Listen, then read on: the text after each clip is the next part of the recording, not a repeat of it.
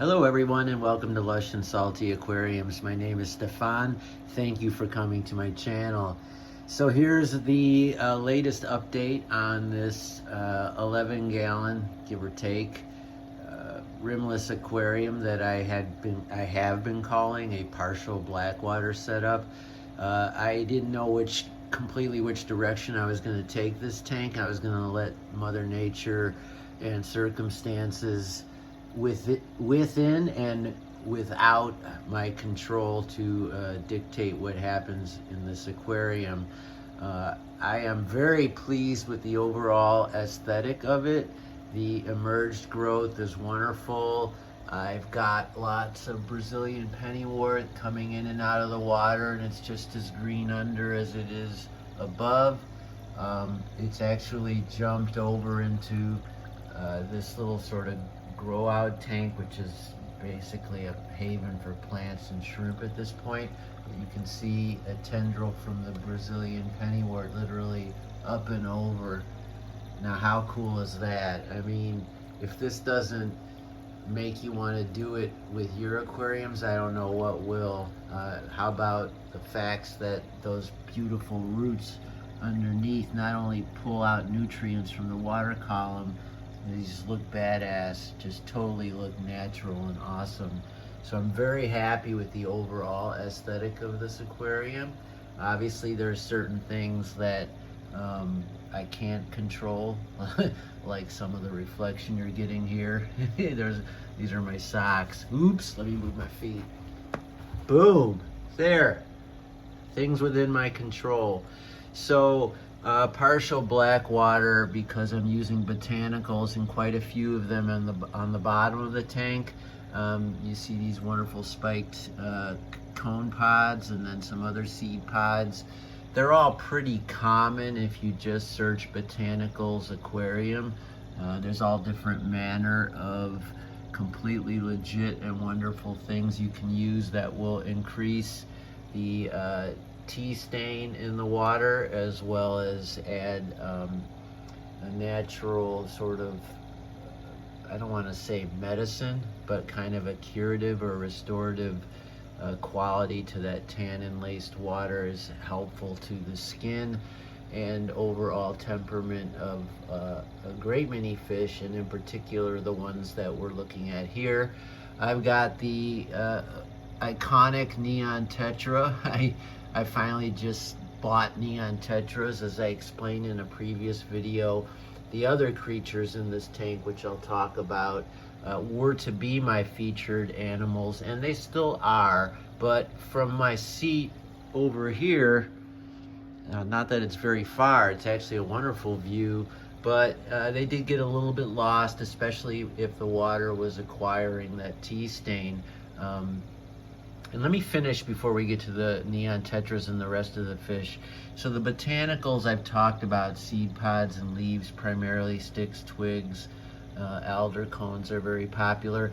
I'm also using petrified wood as my stone. It's inert. It will not raise the hardness in the water or you know, counteract the softness, if you will, and those aren't exactly the technically right terms, that the aqua soil and the botanicals are putting into the water. So if I put Sirius stone in here or some sort of quartz, it would combat the effect of the acidity raising levels by the botanicals, and it would counteract that. And I don't want to say it would be a shit show, because I'm sure many people use these conflicting elements, but I wanted to try and stay true to the you know, Blackwater pooling that you will find all over the Amazon River Basin and its tributaries and offshoots.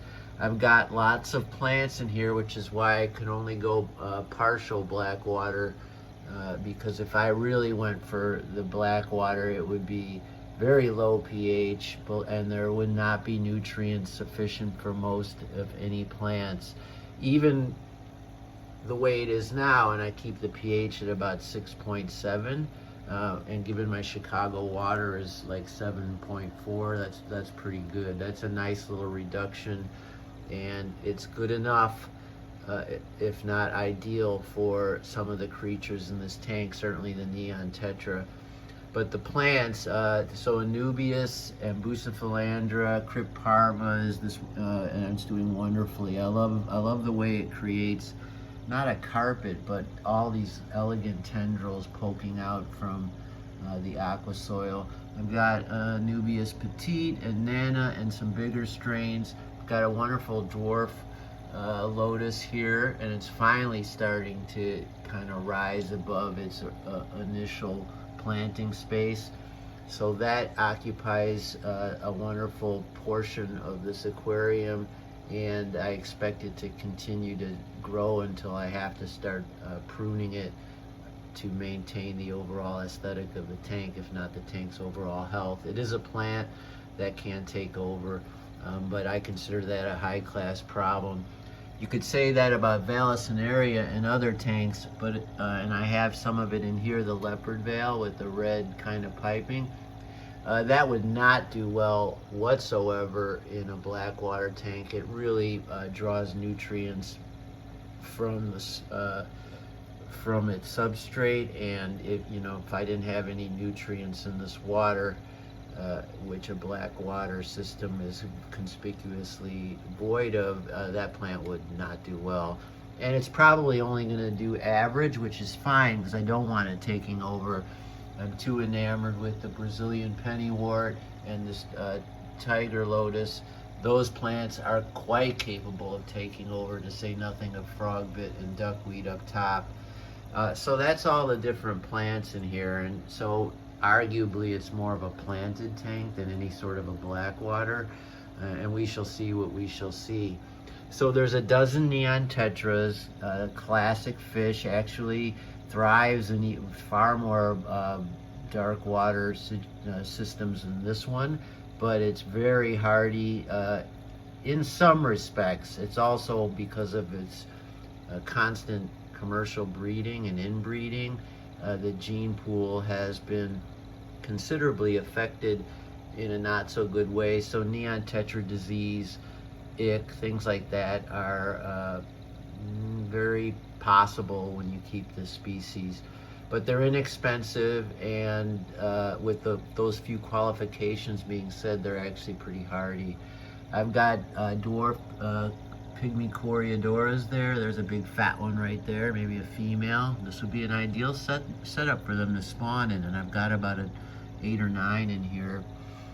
The hero species is the licorice gourami, and there you see, I believe it's a female. Gorgeous. Look at that. You see the blue and the flaring fin. Now, the reason I say female and not male is because if and when I find a male, you'll see it's much darker to near like chocolate black. So there's in my guess another female.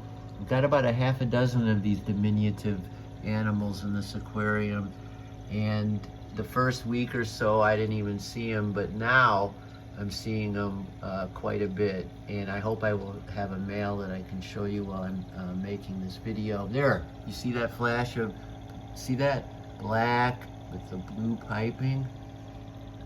There you go. Oh my gosh. So that's a male, at least according to my research. You could make a case the females are in a sense more beautiful, but that black and blue is pretty, I've used the word already, so I beg your pardon, but it's pretty badass.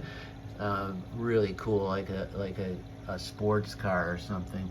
And there's one licorice gourami gracefully tooling about. Now in the wild, they want very acidic water and would be really happy with 4.0, for a pH. Well, that ain't gonna happen in here, but by now these F2, F3 kind of generational fish are more suited to waters that are convenient for us fish keepers. And so I'm trying to split the difference by creating a partial Blackwater for them. Now you see the really dark, intense one compared to the more striped one. They have the body type of a sparkling or croaking gourami, and they have similar needs, but they're rarer, a little more expensive, and more exotic for sure. and more temperamental, and I wanted them. And so this tank was to be their home by design, and I think I've done a pretty good job of it. Now these other tetras, and you can see a little bit of the evidence, are called Morse code tetras, and you see how they flick their fins, like tapping Morse code. You know, if you've seen an old war movie, that and the dot dash kind of fluorescence on their sides. So there's two different reasons why they're called the Morse code tetra. And there's a good one. Look at that. They're very beautiful, no question about it. But from sitting in my chair, you know, when they're not in the right place in the aquarium, they just look brown. But you can clearly see what I was attracted to. Love me, I am awesome. Send. So I've got Morse code tetras, neon tetras, licorice gourami, and pygmy coreodoras. I have some neocaridina. There you see a shrimp there. Now their babies could and probably are being predated by the licorice gourami, as they are a micro predator. I've put scuds in here from my friend at Phillips Tank Works, and Tony, I believe his name is, and you know, I bet those got eaten already. And if they're not, they're reproducing in here, and they will get eaten. But all these fish will appreciate those sorts of small live foods. The staple, as you probably already guessed, is live baby brine shrimp. And there you see my Zeus hatchery off to the left there. I've got that going 24/7. All my fish love baby brine shrimp. All your fish should have baby brine shrimp whenever and however. It's not that tricky or costly to make cultures, and it's the best thing we can do in terms of nutrition and maintaining your fish's vibrancy and health. Baby brine shrimp. Interestingly enough, their adult brine shrimp are like potato chips. They're a snack that fish go crazy for, especially bigger ones than these. But they've already used up their nutritional value. They're almost like empty shells. Now you can fortify them, and people do, but I don't mean to lecture. I just got off on a tangent, as we hobbyists do. So I'm super happy about the licorice gouramis. I didn't lose a single one. As a matter of fact, unless I missed it, I didn't have a fish death in this aquarium since Jump Street, you know, since I set it up. Clearly I had to have lost some fish. That just doesn't happen. But overall, it's been successful, and I was very nervous about that sort of thing, because I was sort of venturing into new territory with all these botanicals and lower pH, etc., etc. There's a gorgeous pink or red ram's horn snail. I wanted the red ones in here, you know, and I got one there, but I'm sure there's a billion of the brown ones as well. Now snails start to fade in their ability to thrive in a low pH aquarium. You know, they need that hardness, calcium, certain nutrients for their shells, and that would be another suffering animal in a true Blackwater aquarium. What else can I tell you about this? There's some driftwood, basically, like, I don't know, what is it, just a classic, forget the exact name for it. I call it bogwood or ironwood.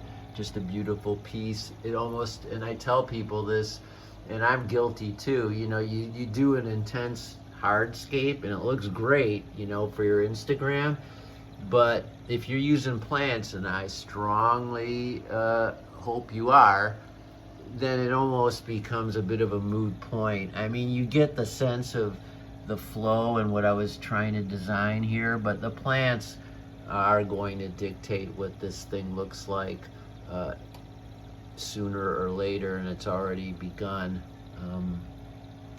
There, a little, so I can't tell, you know, A lot of people would think that's pretty spectacular fish and therefore the male, but that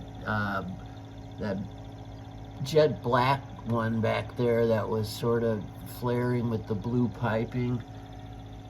So if you know and want to confirm my best guess, which is an educated guess, that the dark one is the male and the striped one is the female, by all means let me know. I'm not 100% certain. All right, everybody, if you have any questions or you think I missed something with regard to this tank and what I'm doing with it, I didn't really cover the filtration or the hardware in this video, but it's in previous videos, which are easy enough to find on my channel. And of course, if you ask me a question, I'll answer it. And it's time to end this video. I've got some tank maintenance to do. That's why I always say keep your hands in the tank. Ciao for now.